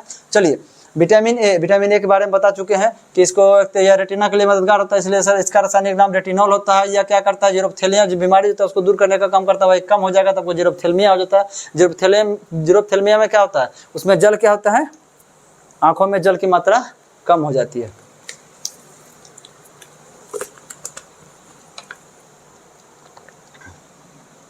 चलिए इसके बारे में बता ही दिया। विटामिन बी के बारे में, विटामिन बी वन जो है, विटामिन बी वन का रासायनिक नाम क्या हो गया, ये थायमिन हो गया। ठीक है, इसकी कमी से कौन सा रोग होता है, बेरी बेरी रोग होता है। कौन सा रोग होता है, बेरी बेरी रोग होता है। चलिए अगला है, देखिए निम्नलिखित में से कौन सा तत्व प्रोटीन का हिस्सा नहीं है। आप समझिएगा ध्यान से, प्रोटीन में क्या क्या पाया जाता है। देखिए प्रोटीन जो होता है, प्रोटीन के पाचन के बाद क्या बनता है, अमीनो अम्ल। क्या बनता है, अमीनो अम्ल। क्या बनता है, अमीनो अम्ल। अब समझिएगा ध्यान से, इसका रासायनिक सूत्र क्या आता है, अमीनो मतलब क्या, एक अमीन ग्रुप, अम्ल मतलब क्या, एक एसिड ग्रुप। ठीक है, ये दोनों रहेगा। ठीक है, ये हो गया आपका हाइड्रोजन, ये हो गया एल्काइल रेडिकल। ठीक है, अब देखिए इसमें क्या क्या पाया जाता है, प्रोटीन में क्या पाया जाता है, आपका नाइट्रोजन है, आपका हाइड्रोजन है, कार्बन है, ऑक्सीजन है। उसी तरह समझिएगा ध्यान से, ये जो कार्बोहाइड्रेट होता है, याद रखिएगा, कार्बोहाइड्रेट जो होता है, इसका पाचन होने के बाद क्या मिलता है हम लोग को, इसका पाचन होने के बाद मिलता है ग्लूकोज। क्या मिलता है, ग्लूकोज। ग्लूकोज का रासायनिक, अच्छा रुक जाइए, ग्लूकोज। ठीक है, ग्लूकोज का रासायनिक सूत्र क्या हो गया आपका, C6H12O6। अब बताइए इसमें क्या चीज़ है, कार्बन है, हाइड्रोजन है, ऑक्सीजन है। ठीक है, अगदी अब देखिए, अब देखिए वसा का पाचन कराते हैं। ठीक है, तो वसा, वसा किसमें बदल जाता है आपका, जैसे देखिए ग्लिसरॉल, ग्लिसरॉल प्लस वसी अम्ल, किसमें, वसी अम्ल, इसको फैटी एसिड कहा जाता है। ठीक ना, तो ग्लिसरॉल का रासायनिक सूत्र क्या होता है, देखिए ध्यान से, CH2OH, CH2OH, CH2OH। ठीक है, और वसी अम्ल का क्या रासायनिक सूत्र होता है आपका, HCOO। हाँ ठीक है, अब ध्यान दीजिएगा, इसमें कौन कौन सा चीज़ पाया गया। देखिए वसा में क्या क्या पाया जा रहा है, आपको कार्बन मिल गया, आपको हाइड्रोजन मिल गया, आपको ऑक्सीजन मिल गया, और कुछ मिला आपको, कार्बन हाइड्रोजन ऑक्सीजन, यही तीन चीज मिलता है। तो अब देखिए पूछा जाएगा कि वसा में क्या क्या पाया जाता है, कार्बन हाइड्रोजन ऑक्सीजन, तीन चीज से मिलकर बना है। कार्बोहाइड्रेट किससे मिलकर बना है, तो देखिए कार्बन हाइड्रोजन ऑक्सीजन, तीन चीज से मिलकर बना है। बस प्रोटीन में एक्स्ट्रा क्या चीज होती है, देखिए कार्बन हाइड्रोजन ऑक्सीजन इसमें भी है, लेकिन प्रोटीन में एक्स्ट्रा क्या चीज जुड़ता है आपका, अमोनिया जुड़ता है, नाइट्रोजन जुड़ता है। क्या चीज एक्स्ट्रा जुड़ता है इसमें, नाइट्रोजन जुड़ता है। और इसके बारे में हम बता चुके थे, अगर 1 ग्राम, कितना, 1 ग्राम कार्बोहाइड्रेट का इस्तेमाल करते हैं। ठीक है, 1 ग्राम कार्बोहाइड्रेट का इस्तेमाल करते हैं तो लगभग आपको 4.2 किलो कैलोरी ऊर्जा मिलती है। ठीक ना, वही 1 ग्राम यदि प्रोटीन का इस्तेमाल करते हैं आप लोग, ठीक है, तो क्या इतना हो जाएगा, 4.1 किलो कैलोरी ऊर्जा मिलेगी आपको। ठीक है, यदि वही 1 ग्राम, ठीक ना, वसा का इस्तेमाल आप लोग करते हैं तो क्या होता है, 8.2 किलो कैलोरी ऊर्जा का निर्माण होता है। तो सबसे अत्यधिक ऊर्जा कौन देता है, एक फिक्स मात्रा में, यानी फिक्स मतलब कौन सी, तीनों के एक एक ग्राम रखेंगे, सबसे अधिक ऊर्जा कौन देगा आपको, वसा देने का काम करता है। चलिए यही था ना प्रश्न, क्या था, निम्नलिखित कौन सा तत्व, इसको हल्का बड़ा कर देते हैं, यही था ना कि निम्नलिखित में से कौन सा तत्व प्रोटीन का हिस्सा नहीं है। अब देखिए नाइट्रोजन तो हिस्सा था, प्रोटीन में नाइट्रोजन था ना, देखिए प्रोटीन में नाइट्रोजन था, प्रोटीन का अथी में देखिए नाइट्रोजन है, तो नाइट्रोजन तो है भाई, देखिए नाइट्रोजन तो है, उसके बाद क्या चीज है, क्या है, हाइड्रोजन है, हाइड्रोजन, हाइड्रोजन के इसमें वर्णन नहीं है। ठीक है, कार्बन है, हाँ कार्बन है, ऑक्सीजन है। निम्नलिखित में से कौन सा तत्व प्रोटीन का हिस्सा नहीं है। चलिए ध्यान से, ये प्रोटीन का हिस्सा यदि नहीं का बात करता है तो ये सल्फर भी नहीं है और आयोडीन भी नहीं है। ठीक है, ये दोनों में से कोई नहीं है, ये प्रश्न में कुछ प्रॉब्लम है। ठीक है, चलिए ये डिटेल्सिंग आप लोगों को समझ में, देखिए प्रोटीन में है, सल्फर कहीं नजर आया नहीं, आपको आयोडीन कहीं नजर आया नहीं, यहाँ पे ऑक्सीजन वो लिखना चाहा होगा, ऑक्सीजन नहीं लिखा होगा। ठीक है, थोड़ा गड़बड़ी है। चलिए अगला देखते हैं। लेकिन हाँ ये सब चीज़ है, ये सब ध्यान दीजिएगा, ये सब एग्जाम में पूछा गया चीज़ है। हम कोई भी डिटेल्सिंग बिना एग्जाम से अब बाहर हम कर ही नहीं रहे। यदि क्वेश्चन सेट आप देखिएगा साइंस का, हर विभाग का हम क्वेश्चन सेट साइंस का रखे हुए हैं। ठीक ना, उसमें हर कुछ देख लेते हैं, उसके बाद हम यहाँ पर आते हैं। चलिए आगे देखते हैं कि इनमें से कौन सा विकल्प ओमेगा 3 वसा अम्लों का सबसे अच्छा स्रोत है। देखिए ओमेगा 3 वसा अम्ल क्या चीज होता है, पहले एक कॉन्सेप्ट के आधार पर हम आपको समझा देते हैं। आपको हम पहले भी बताया, बहुत बार रिपीट कर रहे हैं। अगर यदि समझिएगा कि रक्त में ग्लूकोज की मात्रा, ठीक है, जो रक्त होता है, रक्त में अगर यदि ग्लूकोज की मात्रा अधिक होगा, ठीक है, तो ये कहाँ जाएगा, लीवर में जाएगा। किस रूप में जाएगा, ग्लाइकोजन के रूप में जाएगा। किस रूप में जाएगा, ग्लाइकोजन के रूप में जाएगा। अगर यदि फिर यह लीवर में ग्लाइकोजन की मात्रा अधिक हो जाएगा, तो फिर ये कहाँ जाएगा ये तो ये चल जाएगा आपका वसीय कोशिका में। किस में चल जाएगा? वसीय कोशिका में। और वसीय कोशिका में किस रूप में जाएगा? ये वसीय कोशिका में रुक जाएगा ये ट्राइग्लिसराइड के रूप में। किस रूप में? ट्राइग्लिसराइड के रूप में, ट्राइग्लिसराइड के रूप में। ये भी एग्जाम में पूछा गया ट्राइग्लिसराइड क्या चीज होता है। देखिए ट्राइग्लिसराइड क्या होता है? शुद्ध वसा होता है। ट्राइग्लिसराइड क्या होता है? शुद्ध वसा होता है। शुद्ध वसा किसको कहते हैं? अभी हमको बताए थे ना आपको, वसा को टूटने से वसीय अम्ल ग्लिसरॉल बनता है। तो ग्लिसरॉल का रासायनिक सूत्र देखिए क्या होता है, अभी बताए थे, ठीक ना। ग्लिसरॉल का ग्लिसरॉल और प्लस क्या हो गया? वसीय अम्ल, यही दो चीज में बढ़ता है वसा, ठीक है। तो ग्लिसरॉल का रासायनिक सूत्र क्या होता है? देखिए CH2,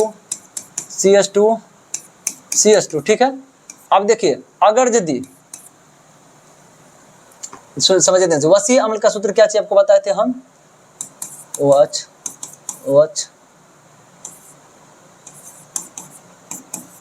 ठीक है। अब वसीय अम्ल का सूत्र क्या बनाए थे? HCOOR।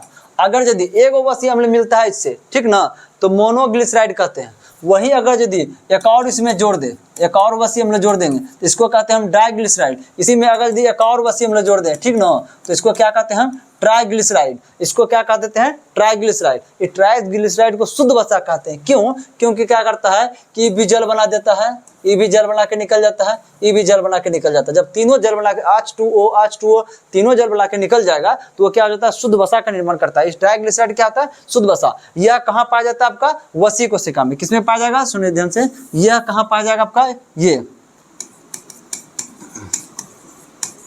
ट्राइग्लिसराइड, ये कहाँ आपका पाया जाएगा? वसीय कोशिका में। अगर यदि इस वसीय कोशिका में ट्राइग्लिसराइड की मात्रा जब अधिक हो जाए, वसीय कोशिका में ट्राइग्लिसराइड की जब मात्रा अधिक हो जाएगा तो ये क्या चीज का निर्माण करेगा? ये आपका कोलेस्ट्रॉल का निर्माण करेगा। क्या चीज का निर्माण करेगा? ये कोलेस्ट्रॉल का निर्माण करेगा, ठीक है। अब यह कोलेस्ट्रॉल क्या कहाँ कहाँ पाया जाता है? यह वसा में पाया जाता है, आपका पित्त में पाया जाता है और आपका रक्त में पाया जाता है, ठीक है। कहाँ कहाँ पाया जाएगा? देखिए ध्यान से, यह कोलेस्ट्रॉल कहाँ कहाँ पाया जाएगा? एक वसा में, ठीक है, वसीय ऊतक में पाया जाता है, ठीक है। और दूसरा कहाँ पाया जाता है? ये पित्त रस में पाया जाता है। किसमें पाया जाएगा? पित्त रस में, इसके बारे में बताए थे। और तीसरा ये कहाँ पाया जाता है आपका? जो है ना रक्त वाहिका में। कहाँ पाया जाता है? रक्त वाहिका में, ठीक है। अब इसके बारे में समझाते हैं, देखिए ध्यान से। ये कोलेस्ट्रॉल क्या करता है? जो वसा तक में जो पाया जाता है, जैसे त्वचा में जो वसा, यहाँ जो वसा जो है इसमें जो पाया जाता है, इसमें जब क्या होता है कि सूर्य का प्रकाश पड़ता है तब यही वसा तक में जो कोलेस्ट्रॉल पाया जाता है, कोलेस्ट्रॉल कहाँ पाया जाता है? ये 3 जगह पाया जाता है। जो वसा तक में जो कोलेस्ट्रॉल पाया जाता है, इसमें जैसे सूर्य का प्रकाश पड़ता है तो ये किसका निर्माण करता है? ये विटामिन डी का निर्माण करता है। यह पित्त रस में क्या होता है? पित्त रस में क्या पाया जाता है? कोलेस्ट्रॉल पाया जाता है। यही कोलेस्ट्रॉल क्या करता है? यही कोलेस्ट्रॉल ब्लड में भी जाता है, ठीक है। और जो ब्लड में जो पाया जाता है, ब्लड में पाया जाने वाला कोलेस्ट्रॉल क्या होता है? समझिए ध्यान से, यही क्या करता है? आपके शरीर में हार्ट अटैक का जो संभावना बनता है उसको बढ़ाने का काम करता है। कौन? ये कोलेस्ट्रॉल। ये कोलेस्ट्रॉल किस प्रकार से हार्ट अटैक बढ़ाने का काम करता है, ये चीज के बारे में हम देखेंगे अभी। देखिए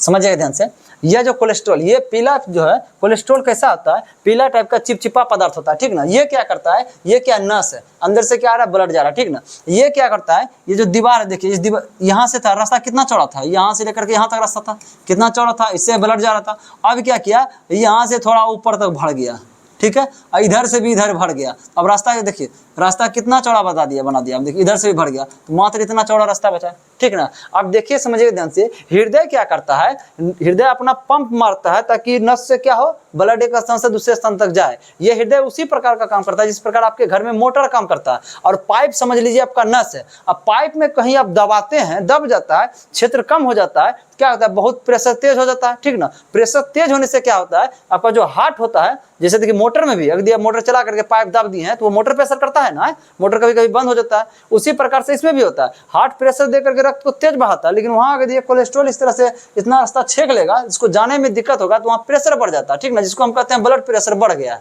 ठीक है। तो वही अगर प्रेशर ज्यादा बर्दाश्त नहीं कर पाता है तो क्या होता है? एक तरह से ये हार्टे काम करना बंद कर देता है, ये धकेलना ही बंद कर देता है, जिसको हम क्या कहते हैं? हार्ट अटैक कहते हैं। हार्ट अटैक का मतलब हार्ट टूटना नहीं होता, हार्ट का काम करना बंद कर देना होता है, ठीक है।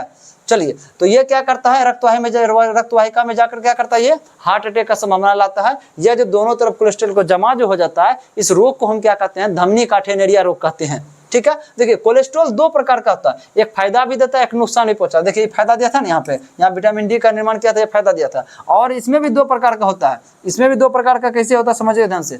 कोलेस्ट्रॉल हो गया, देखिए चलिए ये कोलेस्ट्रॉल के बारे में फिर पोषक तत्व में भी बताएंगे, बहुत ज्यादा हुआ, इतना बस समझिए ना, अभी बहुत है, क्योंकि अगला चैप्टर फिर कुछ बचेगा ही नहीं, सब इसी चैप्टर में खत्म हो जा रहा है। 3-4 चैप्टर का इसी में लगभग खत्म कर दिए हम, ठीक ना। चलिए ये क्या हो जाएगा आपका, ये ओमेगा 3। हाँ, ये ओमेगा 3 क्या करता है, ओमेगा 3 यह जो कोलेस्ट्रॉल यहाँ जो जमा हुआ है ना, ओमेगा 3 का देखिए काम क्या आता है, ये जो कोलेस्ट्रॉल यहाँ जमा होता है, इस कोलेस्ट्रॉल को ये कम करता है, इस कोलेस्ट्रॉल को हटाता है ना। तो एक तरह समझिएगा ध्यान से, जो रोड पे क्या करता है, ये अतिक्रमण कर देता है। रोड पे देखिएगा कि जो दुकान लगाता है, और यदि पुलिस वहां से चला गया, ठीक ना, तो वो ठेला बढ़ाते बढ़ाते यहाँ तक दुकान लगा देगा रोड पे, और जैसे पुलिस आएगी उसको क्या करेगी, इस सबको हटाएगा, उसको क्या अतिक्रमण को क्या करता है, हटाता है, ताकि रास्ता पूर्ण रूपेण साफ सुथरा हो जाए। तो ये ओमेगा 3 क्या करता है आपका, ओमेगा 3 ये जो कोलेस्ट्रॉल जो बढ़ा हुआ है, इसको भी हटाता है, इसको भी हटाता है, दोनों हटा देगा, रास्ता पूर्ण रूपेण साफ हो जाएगा, ठीक ना। जब रास्ता पूर्ण रूपेण साफ हो जाएगा तो रक्त आराम से गमन करेगा, ब्लड प्रेशर बढ़ेगा नहीं, हृदय काम करते रहेगा, हार्ट अटैक की संभावना कम हो जाएगी। तो अब देखिए ये ओमेगा 3 ऑयल किसमें किसमें पाया जाता है, समझिएगा ध्यान से। यह जो सार्डिन जो है, सार्डिन एक प्रकार का मछली है, ठीक ना, उसका जो तेल बनता है उसमें पाया जाता है, सार्डिन का तेल, ठीक ना, इसमें पाया जाता है ओमेगा 3। और समझ लीजिएगा सरसों का जो तेल है, ठीक ना, सरसों का तेल, ठीक है, उसमें भी ओमेगा 3 पाया जाता है। यह अलसी का तेल, अलसी किसको कहते हैं समझिएगा ध्यान से, बता दे रहे, देखिए अलसी क्या, अलसी आप लोग जानते होंगे, बस यही है कि जानते हैं, नाम जो अलग अलग होता है ना, हम लोग यूज किए हुए हैं, ठीक ना, नाम जो अलग अलग होता है ना, इसलिए थोड़ा दिक्कत होता है। देखिए अलसी, इसको आप देखे होंगे, बचपन में हम लोग क्या करते हैं, गांव में हम लोग के क्षेत्र में बहुत होता है, बस इसको पकड़ पकड़ के घुमाने का काम करते हैं। इसको क्या कहते हैं, इचना कहते हैं या तीसी कहते हैं, कहीं कहीं इसको कहा जाता है, ठीक ना। तो यही हो गया आपका अलसी। इसका जो तेल होता है उससे भी क्या होता है, हार्ट अटैक का जो समस्या आता है वो कम होता है। वो समस्या कम होना मतलब क्या होता है, ये जो कोलेस्ट्रॉल जमा होता है उसको हटा देता है, ठीक है। उसके बाद से सरसों का तेल हो गया, अलसी का तेल हो गया, ठीक ना। जो भी वनस्पति का जो तेल होता है ना, लगभग सबका सब क्या करता है आपको, जो ओमेगा 3 लगभग समय पाया जाता है, वो क्या करता है आपको हार्ट अटैक की समस्या को कम करता है। चलिए और कुछ था इसमें, और कुछ नहीं था। हम पालक के बारे में हम आपको बताए थे कि पालक क्या चीज़ करता है, कि पालक में 2 चीज़ पाया जाता है बहुत अधिक मात्रा में, विटामिन ए पाया जाता है, जो क्या कहता है आंखों के लिए फायदेमंद होता है, ठीक है। उसके बाद क्या पाया जाता है, विटामिन पालक में और कौन सा पाया जाता है, ये इसमें आयरन पाया जाता है। क्या पाया जाता है इसमें, आयरन पाया जाता है बहुत अधिक मात्रा में, जिसके कारण क्या होता है इसमें, यदि आप पालक बहुत अधिक मात्रा में खाइएगा तो आपका हीमोग्लोबिन का निर्माण अधिक होगा, यानी इसका मतलब क्या होगा, रक्त का निर्माण आपके शरीर में बहुत अधिक होगा, किसके कारण से, पालक खाने से, ठीक है। आपको हम बताते हैं पालक में कौन सा अम्ल पाया जाता है, ऑक्जेलिक अम्ल। ऑक्जेलिक अम्ल के साथ कभी भी कैल्शियम यानी दूध नहीं खाना चाहिए, क्या है कि कैल्शियम और ऑक्जेलिक अम्ल दोनों रिएक्शन करके क्या बना देता है, कैल्शियम ऑक्जेलेट बनाता है। वही कैल्शियम ऑक्जेलेट क्या है, पथरी है। देखिए कुछ भी हम बोल रहे हैं सब क्वेश्चन में आया हुआ है, ठीक ना, ऐसा नहीं कि हम बोल रहे हैं सोच लीजिएगा कि आउटी बोल रहे हैं, सब क्वेश्चन पूछा गया है, ये सब का सब,